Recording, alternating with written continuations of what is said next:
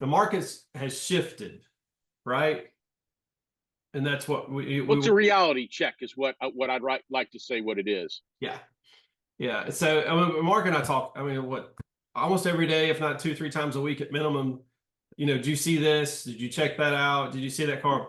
Because we are both asked multiple times a week by people, what's this worth? Can I get X amount of dollars? Can I sell my car? What's the top dollar right now for this? Hey, I'm asking this, is it too much? Or is it not enough? Or it's a number of different questions because, I mean, the car market, just like the stock market, is a moving, living, breathing entity that changes with the economic pressures. And, that's something that a lot of people don't think about, right, Mark? Like, that's something you said yesterday in a text, and I'll just say, what's influencing the market? And that, economic pressures. The biggest problem is that people don't realize that, like anything that costs money, and I hate to use the word investment, but when things get to be a certain price, you have to look at it different ways. You're not just going and buying a candy bar and eating it. You're buying a vehicle, you're buying a house, you're buying something that isn't necessarily extra money. So you want to make sure your money's protected in that item. And part of the problem that's going on right now is that the market is fluid. And with the economic conditions that are going on right now, all the other influences, and the fact that there's so much stuff out there that was for sale, and then people's lack of perception of what's going on. And that's why you and I talk, because I'll say, hey, did you see this car? What do you think? Hey, this person's not going to get that for the car. That's nuts. They obviously don't know what's going on. Or, wow, this car is actually priced fairly, but it's been for sale for 3 weeks. That actually really shows you the market. So one of the reasons that we call and talk all the time is the only way to know what's going on in the market is to see what's out there. But there's also another problem with that. And this is the thing I get asked all the time, or commented about. Oh, well, I'm asking X for my car because everybody else is asking X. I'm like, well, everybody else is eating mushrooms or something, because the cars aren't bringing that money anymore. And I said, well, why don't you pick the phone up and call some of those people, see if they've had any action on the car, see if they've had anything going on, because they're not going to sell the car for that kind of money right now. The market is off 30 to 40% in some segments of cars. Yeah. And it is. People need to take a reality wake up. Look, if you dabble in the stock market, that's the easiest way to explain. You can't say, well, I want $250 for this stock now, when now it's trading at $100, because it was $250 at one point and you chose not to sell, is not anybody else's fault but your own. But now the stock is worth $100. Well, it's the same thing with the car market. And the other thing too is, just because you're asking 100 and you think it's worth 200 or 250 doesn't mean it's going to sell instantly either, because the market is still slow.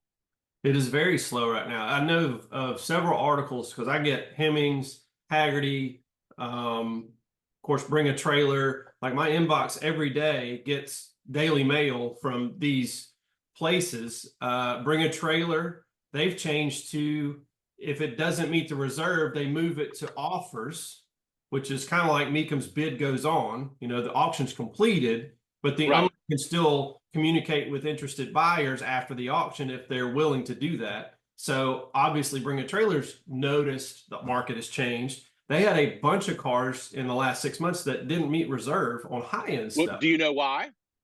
This is the problem with Bring a Trailer, is they've gotten too big for their own shorts. And what I mean by that is, I know they've hired a bunch of people to do auction listings, but it takes so long for the car to make it onto Bring a Trailer. By then, the market has shifted, and the reserve that they agreed to 3, 4, 5, 6, 8 weeks ago is nowhere near a reality reserve anymore. And that's the whole problem. So the guy puts his Porsche up, or his Ferrari or Mercedes or Mustang, and they agree, let's say, to a $40,000 reserve. Well, now the car's really worth 35 grand, because in 8 weeks, that's how far the market has fallen. It's crazy we're talking about that, because before it was like, oh my God, I need to buy a car today, because if I don't buy it today, I'm never going to be able to afford it. Well, the market's going the other way now. And that's why Bring a Trailer's gotten stuck, if you look at all their stuff, and we talk all the time, and it's like, wow, that person didn't take that kind of money for that car. That's insane. And I think part of the other problem with Bring a Trailer is they're really an auction listing service. They really don't know anything about cars. Okay. Yeah, And they if the auction specialists were smart, they would say to the client, look, we're getting ready to list this, but I'm telling you, your reserve, I know we agreed to this, but if it gets anywhere near the reserve, I suggest that you sell the car because the market has slipped some more. But it's really, really hard when you're running 1,000 auctions to have that many people involved in your organization that actually have that much in-depth knowledge about the particular cars that are well, and being it's listed. yeah, and they're originally, before the owner sold off to the investment firm that has it now, the pool of cars was a lot smaller and it was more collector oriented. You'll see cars on there now that are what would be in essence daily drivers. They're higher end daily drivers on in some course, but most of the cars I see there now, it's honestly like a big used car lot. You get the collector stuff in there. I think it's probably in that 50, 60% collector car, and then you get into a lot of, like, you'll see Land Cruisers, the 200 series Land Cruisers on there. I mean, yeah, those are nice vehicles. Sure. I can go on Facebook Marketplace and find 6 or 7 in my area. Oh, So yeah. to me, they've turned trying to generate revenue as you would with any business, but it's become a very watered down auction site. So you Well, see, part of the problem is too is that you do get a hit every once in a while and something will do insane money, which is really cool. But people also don't understand, and this is what you and I have talked about too. It's like, well, if I can't get my price, I'm just going to list it on Bring a Trailer. I'm like, yo, time out. Do you understand that you don't set the reserve necessarily on Bring a Trailer? You and Bring a Trailer have to agree. And like I said in my previous comment, that's the problem. By the time the car gets to sell, that reserve usually or can be a little bit too high now. But you can't just go and say, well, I want $50,000 reserved for my car, and BAT is going to do it for you. That's not how it works. well, it's like I net it's to that point. It's no different than selling a house in that regard. They have access to all of the sales prior to. And granted, what you're talking about in the market can shift quickly in the cars, and houses can be done the same way, but you have an agent who goes and pulls comps, and they will end up finding that your house is worth X in the last 6 months. These 5 or 6 comps have sold, and your house is marketed based right. on those. And the cars are the same way at Bring a Trailer. So they're using their pool of sales to get a reserve. But Their pool of sales, exactly. and to that, Yeah. you end up 6, 8 weeks out. If the market shifts fast, which it can. I mean, look at the stock market a couple of weeks ago, or August 5th, 6th. I mean, it dropped over the weekend.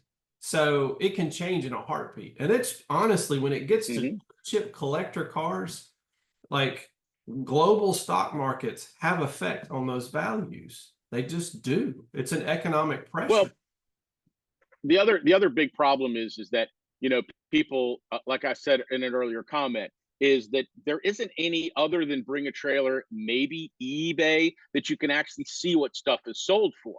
When you look at all the ads and everything everywhere for the majority of cars, unless obviously you look at Barrett Jackson or you look at Mecum, but there's auction prices and then there's reality prices. And it's hard a lot of times for somebody to say, okay, my 19 Bullet is worth this, because they'll get on Auto Trader and just see what everybody's asking and assume their car's worth that. And that's part of the issue that we run into, is that the market is so fluid that it's you got to be proactive and constantly follow what's going on. And a lot of times you're kind of throwing a dart at the dartboard and hoping that your pricing is going to be right. And the other issue that we're running into is money. And in the past, you and I, have talked about, where does this money come from to buy all these cars? Well, in our experience and what we do, a lot of that money was equity lines on homes. And you could write an equity line check. There was nobody at the bank to go, oh, I'm sorry, Mr. Goodson, but this 1987 5-liter Mustang is $5,500 and you want to borrow $15,000? We can't do that. Well, number one, the bank won't loan on a car that's that old, and number two, a lot of the credit unions won't do it either. Some do, but most don't. So people were writing checks, and of course, it was easy because they're paying 2 or 3% on that money. Well, then all of a sudden they're paying 8% or 7% on the money, and they're upside down. And the market went from here down to here. So not only are they paying a bigger payment, but the car's not worth what they paid for it. So do they try to sell it? Do they not sell it? Well, you don't really. The old saying is you haven't lost the money until you try to sell the car and you don't get the money back. Yep. And that's one of the reasons that there's not as many cars on the market right now. Is people also say, well, I can't sell this car now because I paid 60,000 for it and it's worth maybe 45.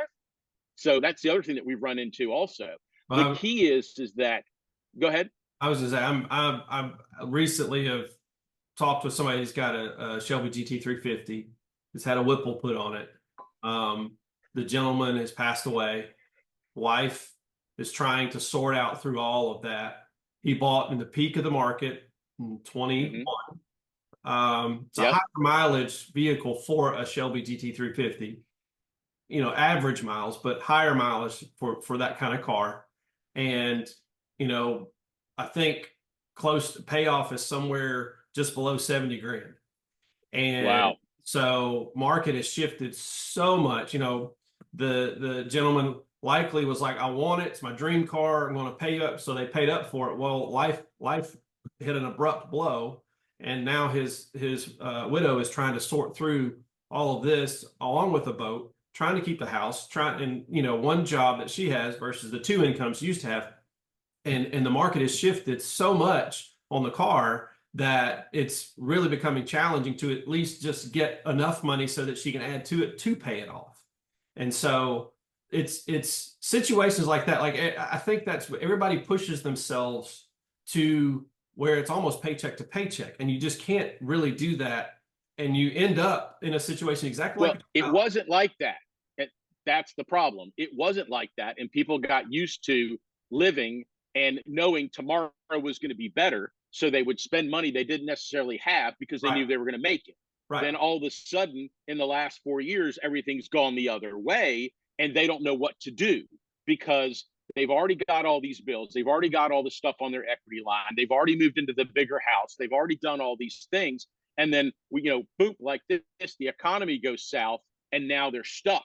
And they don't know how to bail themselves out because the stuff that they bought isn't worth what they paid for it. So you have to pay to get out of a payment, and all their other expenses are going up. Their taxes, their food, all, the things that they buy for their kids. And Americans never are really known for being big savers. They spend as much, if not more, than they have coming in. And now a lot of these people have gotten themselves in a pickle. And I feel sorry for that lady, but that car's probably going to cost her $7,000 or $8,000 to get out of. If she's lucky.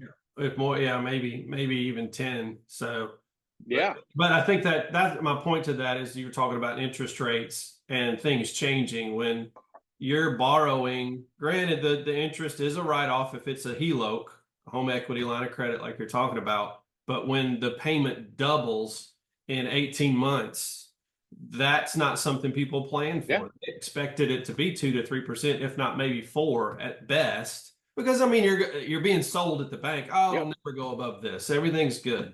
So the reality is your payment went from $300 a month to $600 a month. Or if you had a $500 month, it went to $1,000 a month. It literally doubled in 16 to 18 months. Mm-hmm. That's a pressure, economic pressure on the market for people that may have had the line of credit and they're talking with their friends and they're not going to go out and buy because they're like, man, I'm not going to do that. It's not a good time to buy because money's not cheap to borrow anymore. And that affects almost. But they could afford it before. Right. They could afford it before without an issue. Now, because of the interest rates, they can't afford it. And, as much as we love the toys that we like to play with, they are toys. Most of the stuff that you and I deal in are not necessities. So that stuff is the first thing to go when the economy gets tight.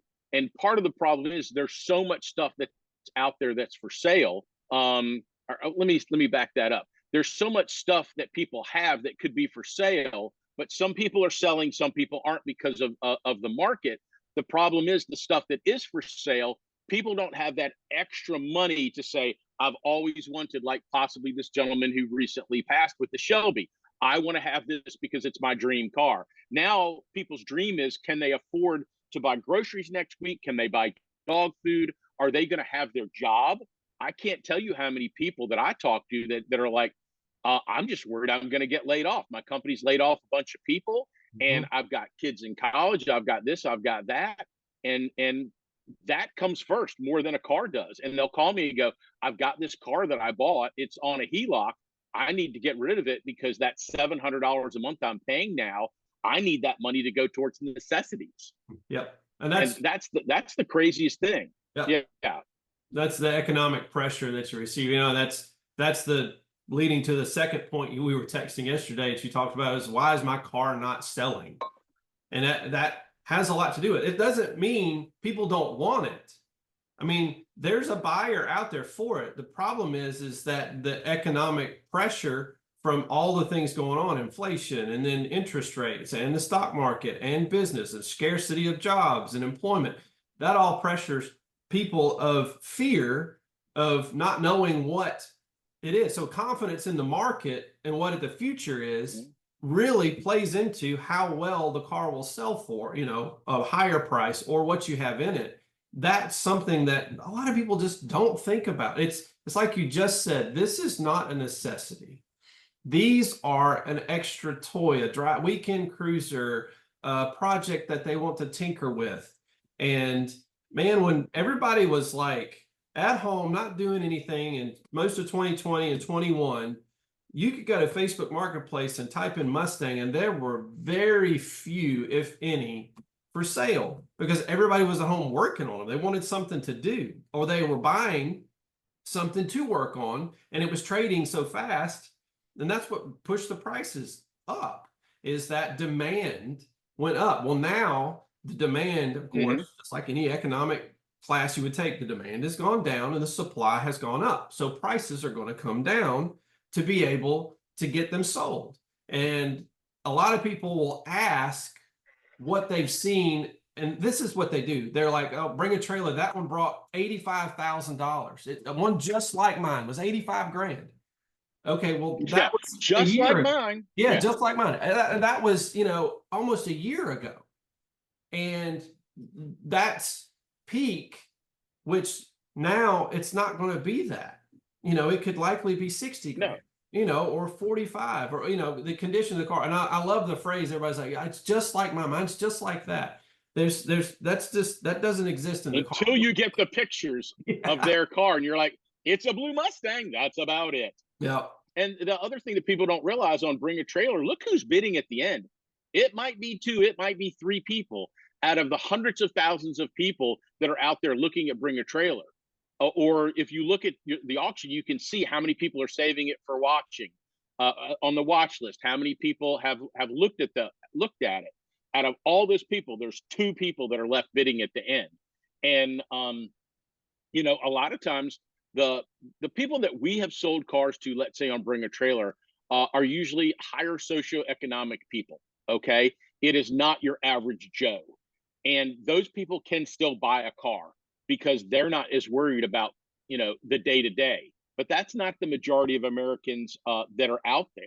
The majority of people are struggling.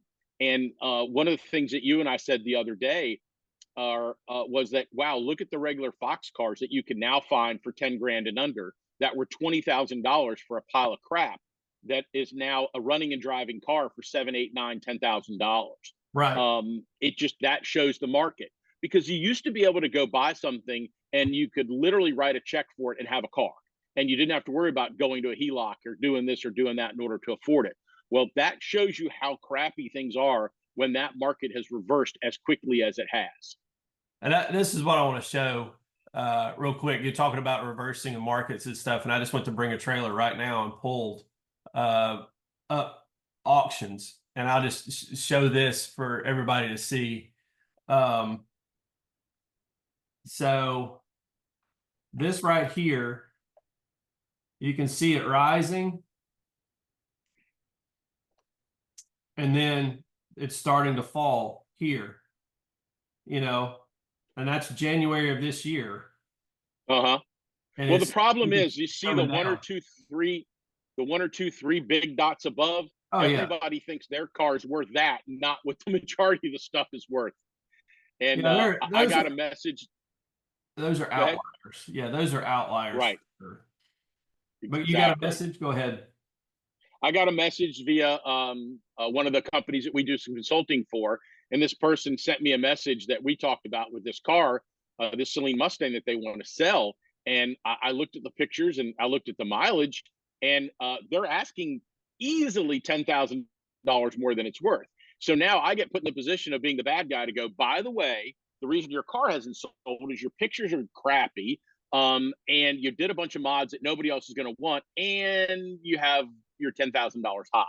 So those are the phone calls that I hate getting. But obviously, I'm not going to tell them anything they don't know, because if they've gone to the trouble to call the manufacturer and the manufacturer's called me, they know they can't sell the car. Well, But we got 10 minutes left here. So I think the point leading, my best advice from that will lead into a third point is when you sell a house, or even when you're trading big stocks, you have an inside representative, whether it is somebody who's a real estate agent or if somebody who's a financial agent, that helps you figure out how to sell what you've got. Like pictures are right. so important in selling a house. It's the same way with a collector car because it's an investment. That's what people are looking at. And we're talking blue chip collectibles, not, I'm not saying, the entry level stuff that's 15,000 or 10,000 or 20,000. Mm-hmm. But if you get to where you've got blue chip collectibles like Celine S351 is a good example, or a roof Porsche 911, you really should have a representative, like a third party, work with you to try to market the car or put it on Bring a Trailer and manage the auction for you, because they're going to help to be able to go back and forth on pricing. Sorry, I didn't mean to call you at the same time. It's not you, it's somebody from Guntersville, Alabama. So if you're the person that's calling me right now from Guntersburg, Alabama, I will call you back when we're done. The whole, that's such a big deal to me that people don't do. And it shows when they've just taken a bunch of bad cell phone pics and thrown it online, whether it's Auto Trader, Facebook Marketplace, or Cars.com, or wherever. Obviously, people are going to be more interested in something that's represented well. And a third party, like a real estate agent, with somebody like you, which you've done, you've managed auctions for people, and there's a process to it. Once or twice. Once or twice, just a few. But and the auction companies do the same thing. When you go to Mecum, or when you go to Bonhams, or when you go to Barrett Jackson, they're going to get you to put together all of the information on the car. Then they're going to review it, and they're going to sit down and discuss that with you and try to go over when's the best time in the auction to put the car based on what it is worth. This is all kinds of things that come into play. And what does that do? That gives you an opportunity to get in front of the right people and to have a great first impression and an opportunity to sell your car. There's no guarantee that it's going to sell, but instead of somebody just scrolling through and going, wow, those pictures are crappy, what? And they go on to the next ad. And that's what happens 99% of the time, because I can't tell you the cars that I've bought from people that have had them for sale for 6 months.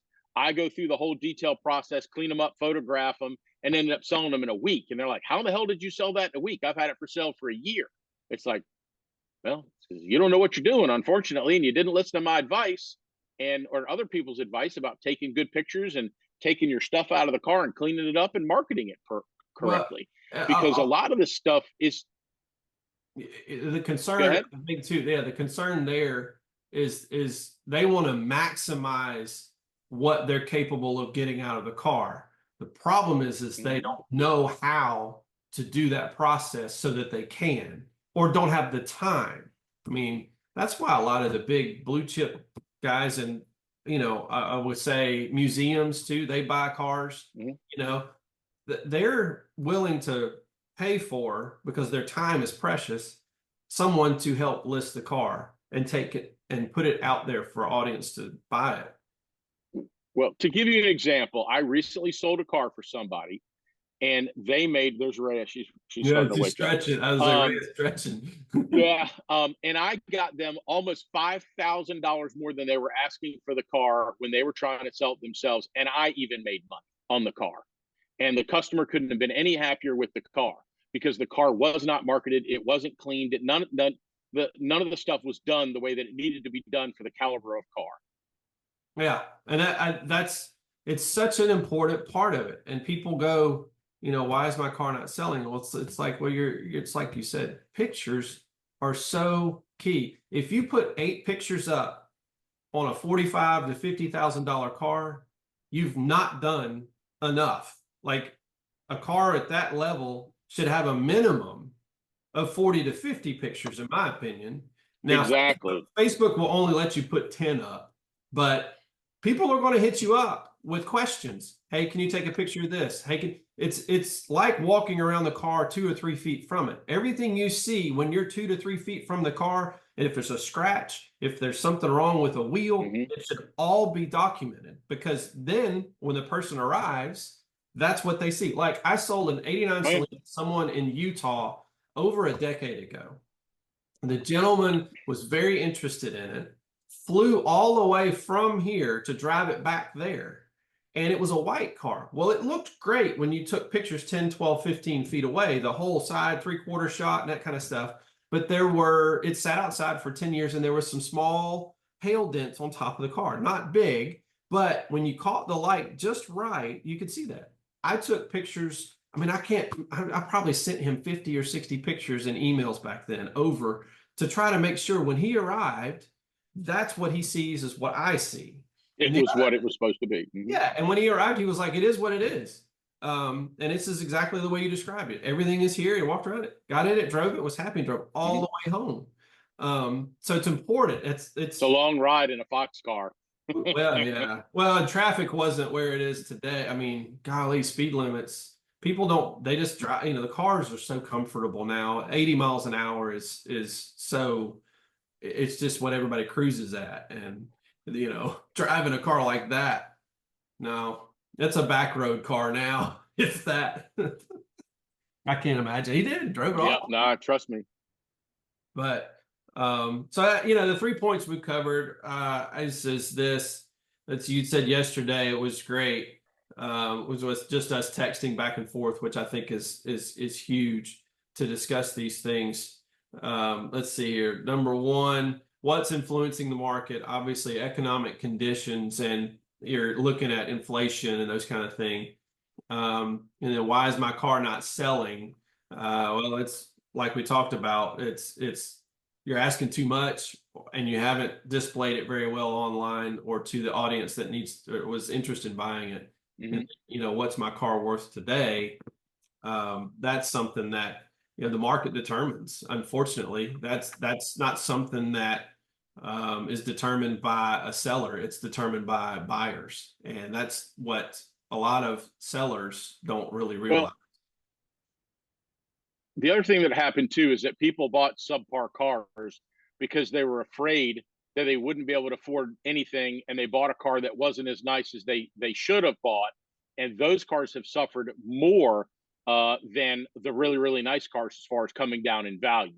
And a lot of people have kicked themselves in the butt by buying a restoration project or a car that maybe wasn't that nice, needed paint, that what have you, because they were so scared they didn't buy something today they'd never be able to afford it, and now they're stuck with a pig in the poke that nobody wants, because it's even harder to sell a car like that today because people have to put a ton of money in it to make it right, and people don't have the extra money to put into the cars. Yeah, that's very accurate. That's so accurate. It was the panic of buying is what happened 2 years ago.